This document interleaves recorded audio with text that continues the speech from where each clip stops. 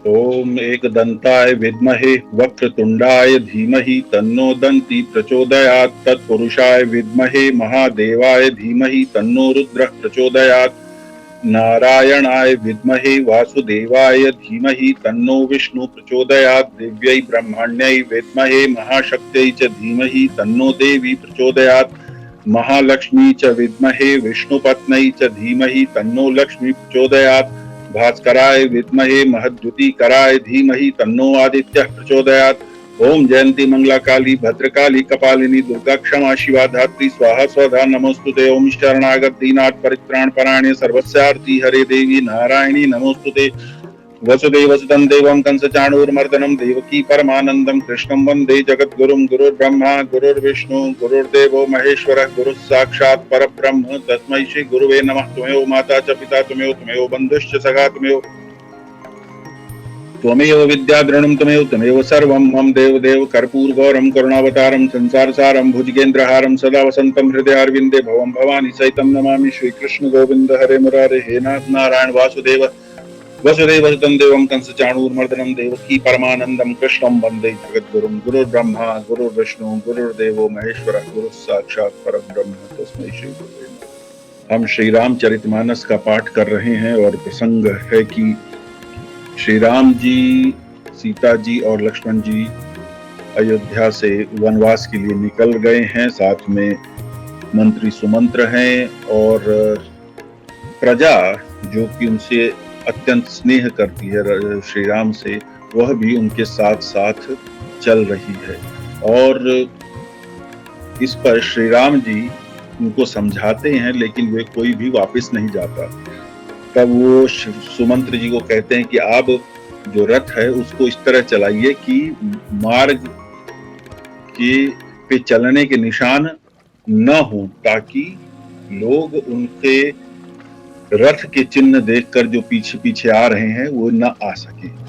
राम लखन सिय जान चढ़ी शंभु चरण सिरुनाई। सचिव चलाय तुरत रथु इत उत खोज दुराई। जाके सकल लोग भय भोरु के रघुनाथ भयउ अति सोरु। रथ कर खोज कतहु नहीं पावहि राम नाम कहीं चहु दिस धावहि। मनहु बारि निधि बूढ़ जहाजु भयउ बिकल बड़ बनिक समाजु। एक ही एक देहि उपदेशु तजे राम हम जानि कलेशु।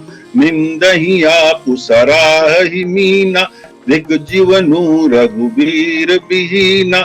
जो पे प्रिय वियोग विधि कीना तो कस मरनु न मागे दीना। एहि विधि करत प्रलाप कलापा आए अवध भरे परितापा। विषम वियोग न जाई बखाना अवधियास सब राखहि प्राणा।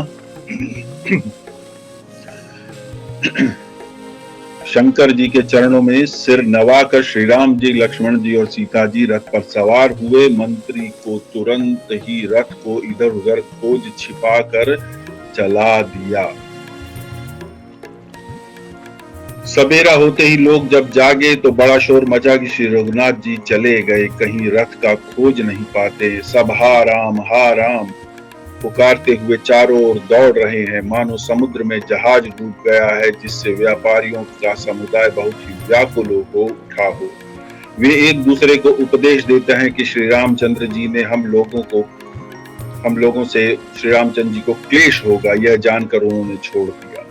वे लोग अपनी निंदा करते हैं और मछलियों की सराहना करते हैं। श्री रामचंद्र जी के बिना हमारे जीने का धिक्कार है। विधाता ने यदि प्यारे का वियोग ही रचा तो फिर उसने मांगने पर मृत्यु क्यों नहीं दी। इस प्रकार बहुत से प्रलाप करते हुए संताप से भरे हुए लोग अयोध्या जी वापस आ गए। उन लोगों को विषम वियोग की दशा का वर्णन नहीं किया जा सकता। अवधि की आशा से ही वे प्राणों को रख रहे हैं, अर्थात उनके मन से उल्लास समाप्त हो गया है सभी नगरवासियों के। किंतु केवल इस आशा में कि श्री रामचंद्र जी 14 वर्ष बाद आएंगे, इसलिए वे जीवित हैं। राम दरस हित नेम व्रत लगे करन नर नारी, मनहु कोक कोकी कमल दीन विहीन तमारी। स्त्री पुरुष रामचंद्र जी के दर्शन के लिए नियम और व्रत करने लगे और ऐसे दुखी हो गए जैसे चकवा चक्री और कमल सूर्य के बिना दीन हो जाते हैं। कमल सूर्य के उगने पर ही खिलता है और जैसे सूर्य अस्त होगा कमल भी बंद हो जाता है। सीता सचिव सहित दो भाई श्रृंगबेरपुर पहुँचे जाई, उतर राम देव सरी देखी कीन दंडवत हरसु विशेषी, लखन सचिव सिय किए प्रणामा, सब ही सहित सुख पायऊ राम। गंग सकल मुद मंगल मूला, सब सुख करनि हरनि सब सूला, कही कही कोटिक कथा प्रसंगा, राम बिलो की गंग तरंगा, सचिव ही अनुज ही प्रिय ही सुनाई, विबुध नदी महिमा अधिकाई, मज्जनु कीन पंथ श्रम गयऊ, सुचि जलु पियत मुदित मन भयऊ, सुमिरत जाई मिटई श्रम भारू, तेहि श्रम यह लौकिक व्यवहारू।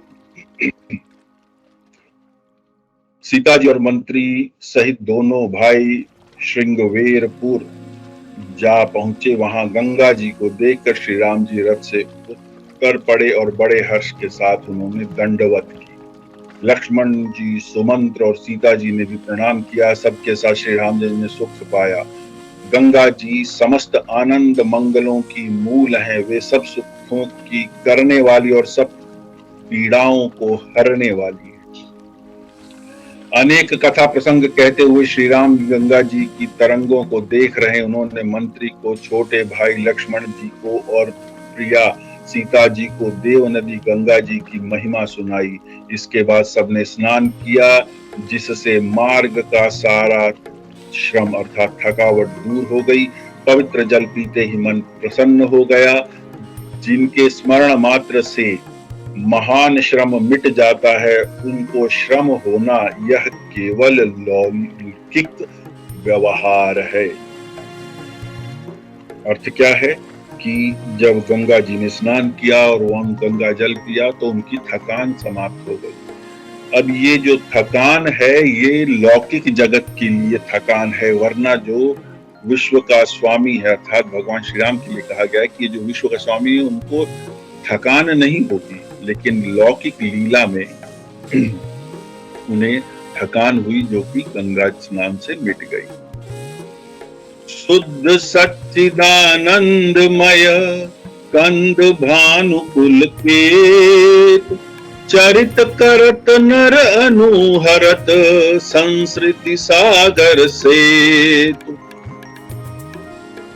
यह सुधि गुह निषाद जब पाई, मुदित लिए प्रिय बंधु बोलाई, लिए फल फूल भेंट भरी भारा, मिलन चले युहि हरसु अपारा।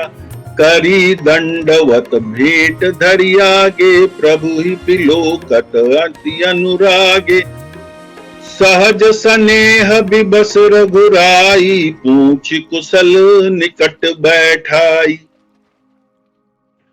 नाथ कुशल पद पंकज देखे, भयउ भाग भाजन जन लेखे। देव धर निधनु धाम तुम्हारा, मैं जनु नीचु सहित परिवारा। कृपा करिय पुरधारिय पाऊ, थापिय जनु सब लोग सिहाऊ। कहे हो सत्य सब सखा सुजाना, मोहि दीन पितु आय सुआना।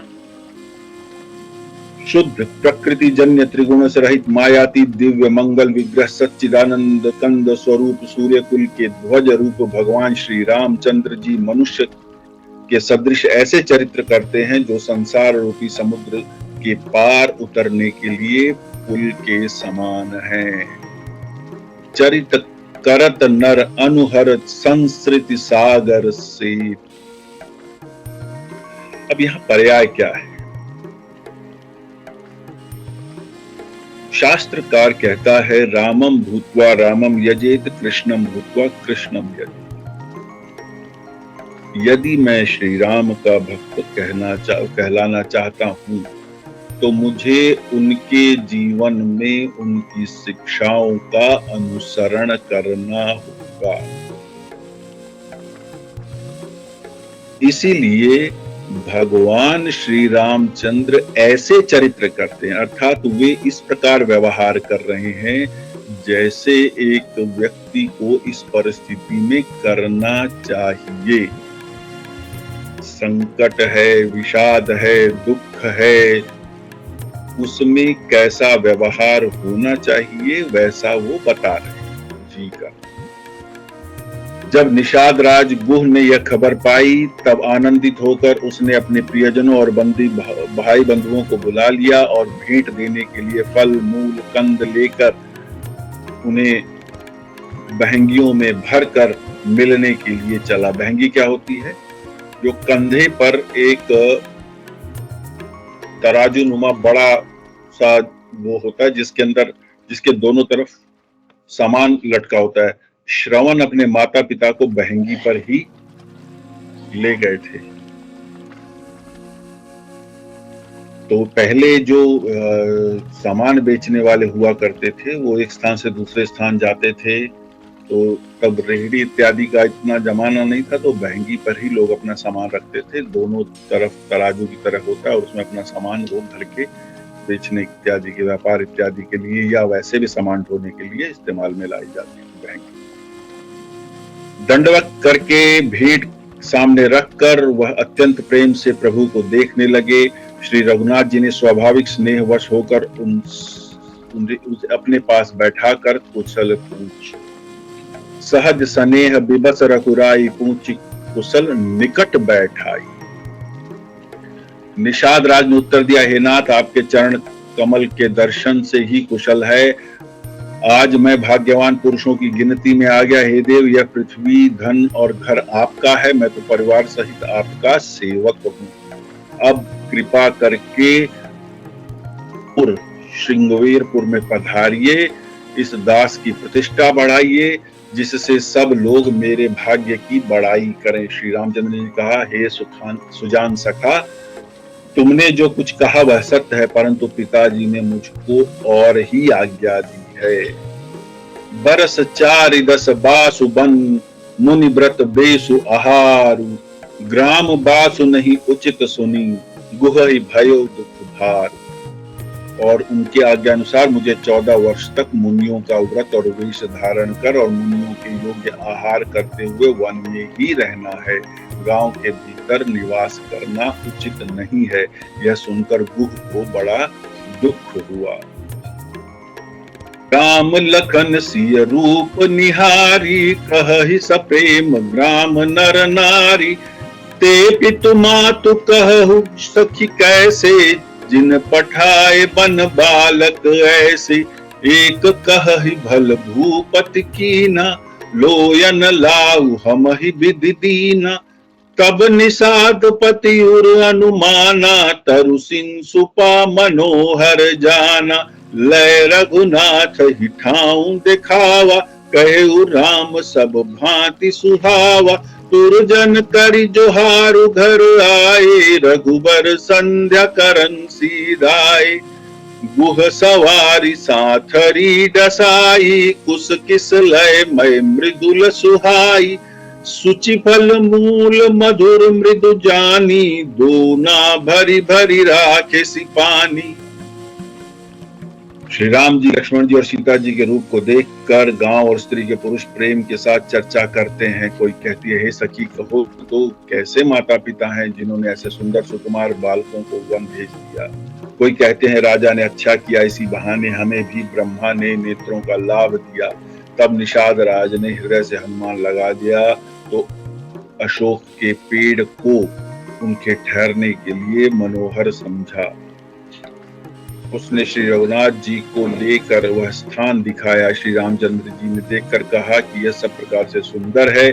पुरवासी लोग वंदना कर रहे अपने अपने घर लौटे और श्री रामचंद्र जी संध्या करने पधारे। गुह ने इसी बीच कुश और कोमल पत्तों की कोमल और सुंदर साथरी बिछा दी और पवित्र मीठे और कोमल देख देख कर दोनों में भर भर फल मूल और पानी रख दिया। उनकी रहने की व्यवस्था कर दी अशोक वृक्ष के पास। सिय सुमंत्र भ्राता सहित कंद मूल फल खाई, शयन कीन रघुवंश मणि पाय पलोटत भाई। सीता जी, सुमंत्र जी और भाई लक्ष्मण जी सहित कंदमूल खाकर रघुकुल मणि श्री रामचंद्र जी लेट गए और भाई लक्ष्मण उनके पांव दबाने लगे। उठे लखन प्रभु सोवत जानी, कही सच वही सोवन मृदु बानी। कछुक दूरी सजीबान सरासन, जागन लगे बैठी बीरासन। गुह बोलाई बाहरु प्रतीति, ठाव ठाव राखे अति प्रीति।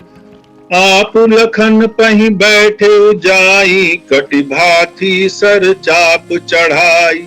सोवत प्रभु निहारी निषादु, भयउ प्रेम बस हृदय विषादु।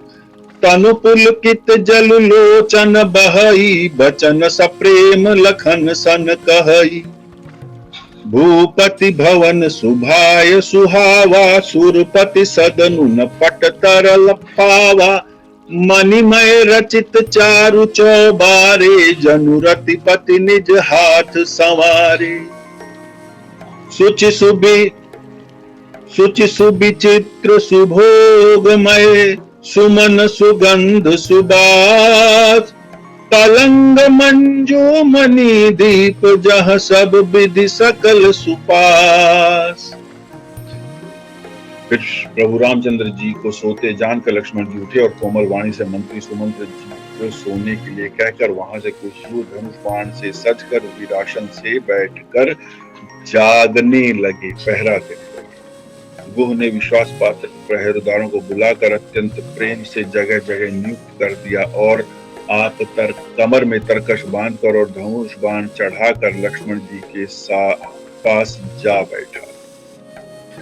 प्रभु को जमीन पर सोते हुए प्रेमवश निषाद राज के हृदय में विषाद हो पाया। उसका शरीर पुलकित होने लगा और नेत्रों से जल बहने लगा। वह प्रेम सहित लक्ष्मण जी से वचन कहने लगा, महाराज दशरथ जी का महल तो स्वभाव से ही सुंदर है। इंद्र भवन भी जिसकी समानता नहीं पा सकता। उसमें सुंदर मणियों के रचे चौबारे हैं, जिन्हें मानो रति के पति कामदेव ने अपने हाथों से सजा कर बनाया है। जो पवित्र, बड़े ही विलक्षण, सुंदर भोग पदार्थ व पूर्ण और फलों से सुगंधित और सुभाषित हैं। जहाँ सुंदर पलंग और मणियों के दीपक हैं तथा सब प्रकार का पूरा आराम है। अर्थात निषाद राज यह सोचकर परेशान हो रहे हैं कि श्री राम को वन में भूमि शयन करना पड़ रहा है, जबकि इनके महल में सुख के सभी साधन उपलब्ध हैं। तो ये कैसे विश्राम कर पाएंगे? तो आज कथा को यहीं विराम देते हैं और महादेव की आज्ञा और आशीर्वाद से आगे बढ़ेंगे कल। मेरे पठन पाठन उच्चारण और व्याख्या में जो त्रुटि हुई है उसके लिए महादेव मुझे क्षमा करें तथा जो कुछ भी वेद सम्मत, शास्त्र सम्मत, शिव सम्मत और तुलसी सम्मत है वह उनका है, उनको अर्पण। जाने अनजाने में मुझसे जो अपराध हुआ हो इस पाठ में उसके लिए मुझे महादेव क्षमा करें। जो लोग इस पाठ में मेरे साथ जुड़ रहे हैं, मेरी महादेव से प्रार्थना है कि उन सभी का जीवन सुखमय, मंगलमय और वैभवशाली। हर हर महादेव।